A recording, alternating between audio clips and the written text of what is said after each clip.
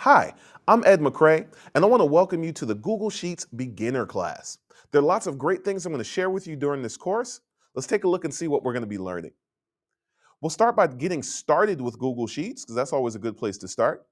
We'll learn how to enter data in. We'll discuss some formula basics. We'll revisit some middle school stuff there. That'll be fun. We'll get into formatting a spreadsheet. We'll learn how to manage spreadsheets. We'll learn how we can print a spreadsheet, how to create charts, and how to work with graphics. Lots of interesting things, as you can see. I'm ready to get started, so let's go ahead and get into our course material.